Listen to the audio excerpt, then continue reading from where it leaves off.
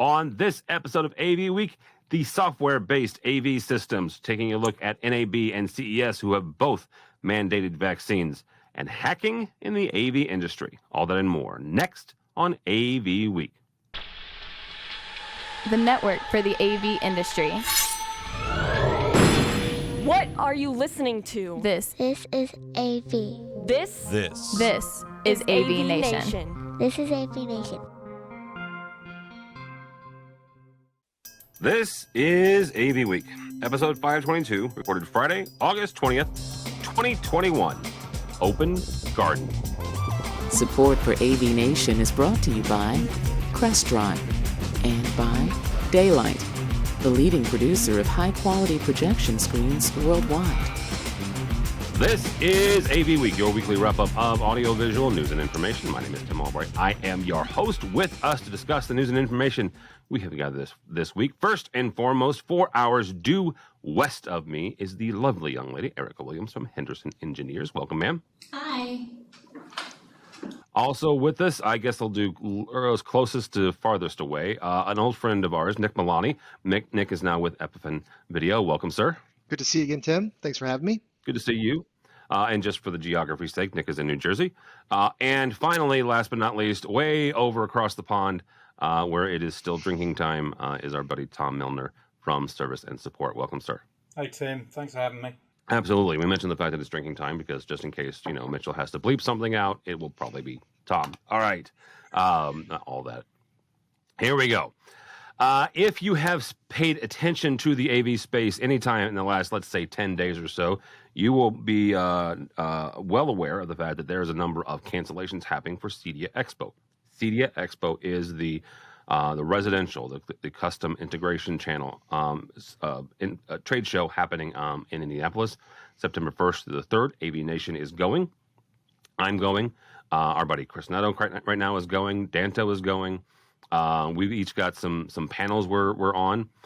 I'm going to be covering it from the AVNation side and interviewing folks that are on the show floor. However, there are quite a few that aren't going. CES announced this week that all attendees must show proof of COVID-19 vaccination. CES, this consumer electronics show, the biggest electronics show that happens in the world, happens in Vegas. NAB, the National Association of Broadcasters, followed suit a day later. So they are also mandating a COVID-19 vaccination proof. CEDIA Expo, massive exodus. They had over 40 exhibitors pull out, most notably all of the big ones. So if you think about the Infocom show floor and you think about a big booth, it's no longer there at CEDIA.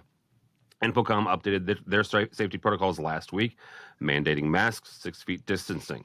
First and foremost on this, CES and NAB are in Las Vegas. CEDIA is in Indianapolis, and Infocom is in Orlando, Florida. For those of you outside of the states, Mr. Milner and others, that means there's 3 separate laws, 3 separate guidelines, 3 separate restriction capabilities. It's also based on other countries. The spike looks to be at its peak roughly in the States.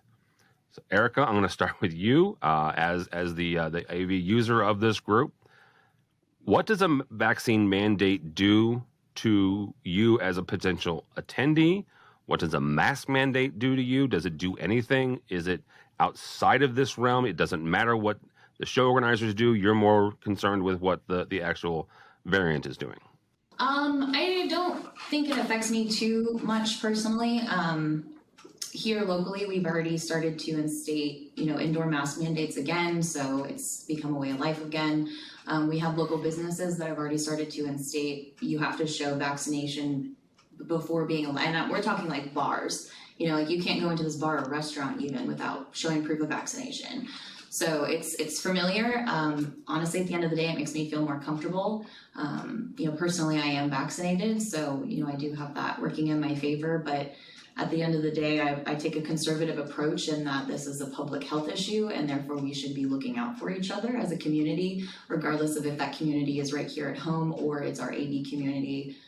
We need to be looking out for each other. So, it's a messy business. Yeah, obviously, like you said, Tim, you've got 3 different locations that are going to have 3 different laws, and I mean, there's no telling what's going to happen. Honestly, like our attorney general here in Missouri is filing lawsuits saying that it's unconstitutional to require masks indoors. So, you know, with so many different locations and different government types, or government types in the sense of how they're run based on, you know, people's political beliefs, you never know what's going to happen. And I think it's more important that these organizations work independently and they make decisions for themselves, not entirely based on what the laws are saying. Yeah, absolutely. I mentioned the fact that Erica is 4 hours due west of me. She lives in Missouri. Technically, I tell people I live in St. Louis, but I literally live on the Illinois side of St. Louis. So I actually have a completely different set of governors and a governor and a attorney general. Mr. Milner, Live Nation also announced this week. Live Nation in the U.S., they're a concert promoter, but they also own a number of venues. You have to have a vaccine mandate to get into their venues even.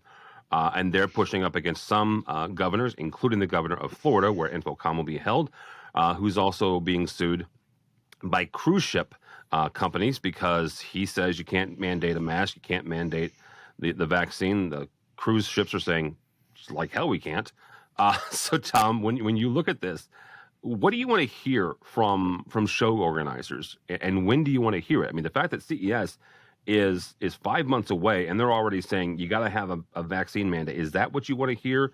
5 or 6 months in advance, or even before this variant, kind of works its way out? Well, I think the interesting thing is here, Tim, is that I think CES are actually planning for the next variant.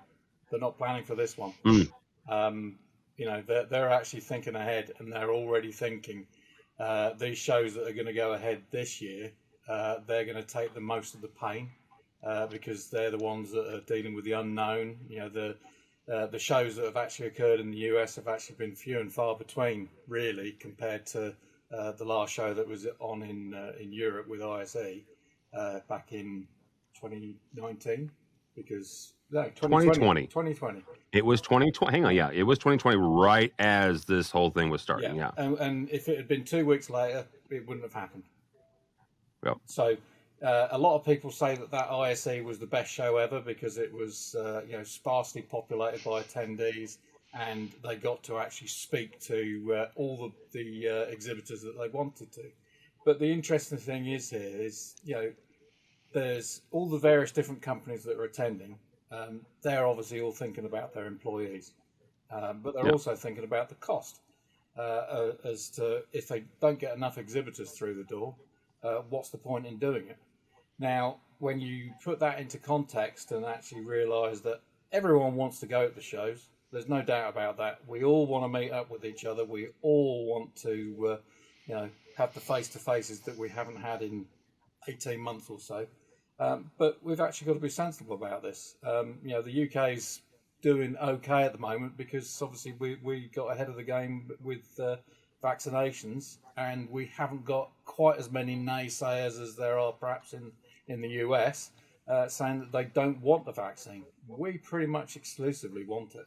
That we've got some younger people and some perhaps people with longer hair wearing sandals who say that it's all chemicals that they don't want in their bodies, but it is what it is. The pure and simple thing is here, you've got to have the vaccine mandate. You've got to, because you're actually trying to protect as many of those people as possible that are attending, and guess what, the people that they're going home to as well. But you're also doing the same with the mask mandate, because you don't have to be 6 feet away from each other, but actually if you're wearing a mask, you can talk freely, you can interact, you can still attend a show. But when I saw that ISE is saying, well, you've got to be 6 feet away from each other, to me, that killed the show. What's the point in standing 6 foot away from each other and shouting at each other through a mask? Especially when the aisles are 4 feet wide. Yeah. And, 6 feet away from each other, you'd have to have a much, much bigger convention area to actually fit all those people in if you're having a standard attendance. Because otherwise, they're not going to be 6 feet away from each other. So it's an arbitrary number that actually, if you just do the other two things, which obviously is completely against the the governor of Florida's idea as to what you should be doing, because he's got all his money invested in the company that's doing the Regeneron or whatever it's called. It's just a complete crock of shit. There you go. There's one. There's one. Should have got my drink ready. So I don't know. I think that the shows should go ahead, but knowing that the majority of the attendees are going to be really sensible about it, they're going to be washing their hands, they're going to be using their hand sanitizer, and they'll be bashing elbows, kicking feet, whatever it is that they do to greet each other. They're not going to be giving big hugs, or if they are, frankly, they're a little bit silly still at the moment. Because you can have the vaccine, but you can still carry the virus around and spread it to others. Just don't do that. Yeah, the idea that you can spread it to others is I have a number of folks who are not going to CEDIA because they have young children at home, kids who are not able to get the vaccine yet. Yeah. Nick, before I get you in there, just so I've said this and I've made this, but I am going to every show this year, right? I'm not, I'm booked to go to NAB. I am going to CEDIA to cover it. I'm going to Infocom, but I think it's important to say, as long as they have the show, we're going to do it safely, but we are going to go, right? I'm not going to judge anybody who does.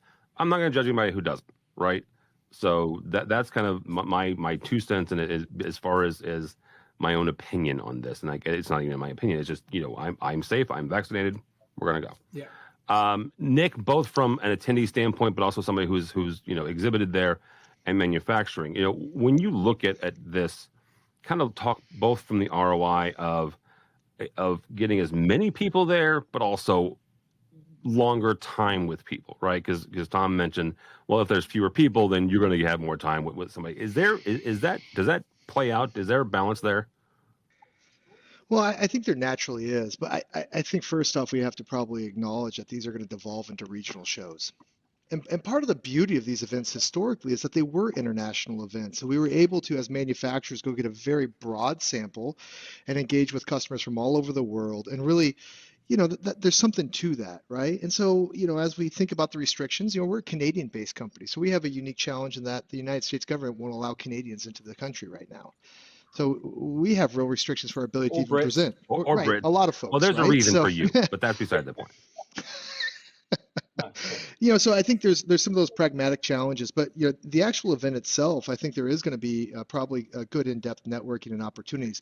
I find it a little bit curious, the idea of 6-foot mandates with masks when you're trying to have a social event in a loud space. I don't know about you all, but I find it very difficult to even have a conversation with people in masks and loud, because most people read lips in order to understand what's going on, right? There's a bit, when you're in a bar, you have to watch what the person's saying because you can't understand them otherwise. But that aside, if it is a regional event, what I see happening is, I'll be personally attending, but I think there's going to be a huge drop off in corporate sponsorship. And unfortunately, I think there's going to be a little bit of a chicken game that gets played as we approach the event. And all of a sudden, much like CEDIA, you get 2 weeks outside the event. And what it really comes down to is when you get to the logistics costs of shipping the booth, which ends up being a $20,000 cost for even an organization as small as ours, then all of a sudden you start looking really hard and saying, wait a second, is it worth the money and is the ROI there? Because, in an event, if you can go in, if you think that there's going to be a quarter of the attendees, but the costs haven't changed and you still have the same overhead and the same T&E, and more importantly, by the way, Epiphan's seen an explosion in our business over the last year and a half. And frankly, we need our salespeople out working with our customers and helping to, drive business. And them standing in a trade show hall, staring at other vendors and networking and having drinks, while it might be great for everybody, it might be fun, it doesn't actually help them achieve their number or help us drive the business forward. So I think there's real headwinds here. And we also have to acknowledge we're 7 months off from the next event. At some point, we just need to roll our focus into 2022. I saw something online the other day that said, we feel like it just recovered from 2020 and there's only 4 months left in 2021. And so there's just a reality to these things, right? That I think there's just a lot of challenges. And I love the fact, Tim, that you bring up children, because I think that is the biggest concern.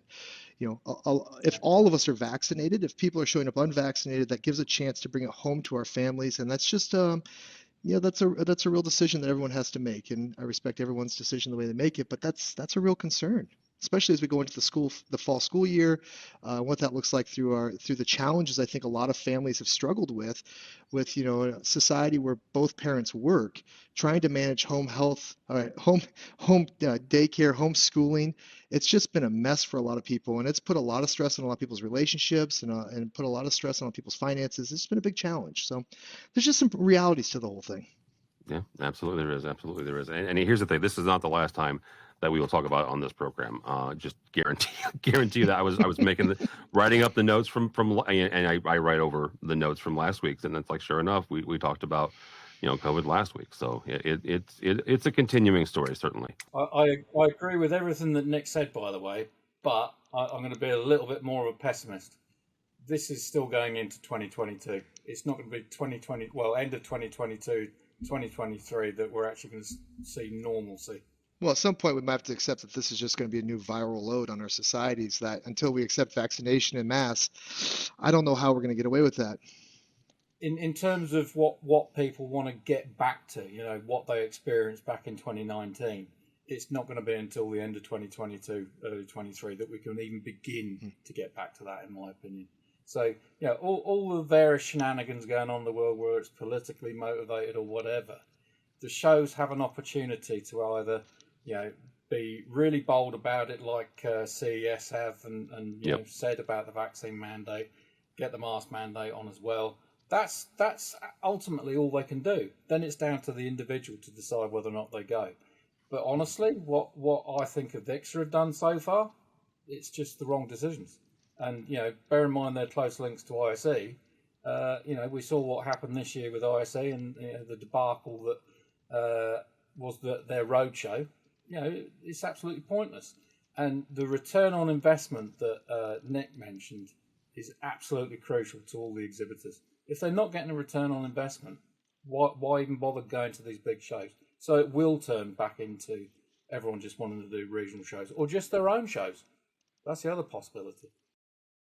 Thanks so much for watching this first segment of AV Week. To check out the rest of the episodes for free, click on the link below or go by the website, avnation.tv. That's avnation.tv.